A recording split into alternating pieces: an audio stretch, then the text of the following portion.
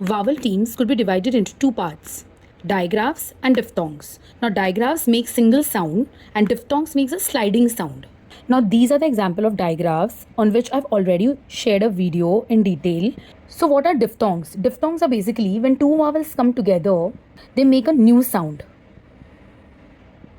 I look it as an expression. Okay, you can teach your child with the help of expression. A, W and A, U, when they come together, they make an aw sound. So when you find something cute, you say aw. So A, W and A, U makes aw sound. Like for example, in jaw, claw, launch, haunt, etc. EW, when EW comes together, it makes the sound of ew. So when we find something dirty or we don't like something, we say ew. Like in chew, few, shrew, grew. OI and OY makes oi sound. So when we forget something, what do we say? We say oi.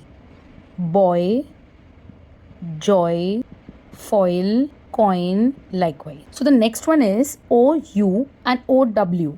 It makes the sound of ouch. Okay, this sound has come from ouch. So when you are hurt, when you get hurt, what do we say? Ouch. So it's ow, ow. Now let's see the words related to this. Pouch, ow. Cloud, ow. How, now, wow, etc. So the fifth one is OO. It comes from ooh. So now this is not an expression. It's just that you have to remember this. It is long oo. Because later we'll also see short oo words. So long oo is, you're stretching it. Moon, spoon, tool, like that. Now there are few exceptions when it comes to OW and OO words. Let's see that. So there are two diphthongs where we'll find some exceptions. So for most of the words, we'll use ouch expression and we'll use ow, how, now, like that. But it also says O, just O. Like for example, show, bow, toe, like that. Okay. And for oo, for most of the words, it says long oo, which is, we use in moon, spoon, tool. We are stretching in a longer way. But it also says short oo.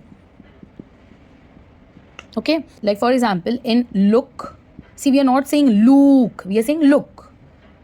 Book, cook, and like that. So I hope this helps. Thanks for watching.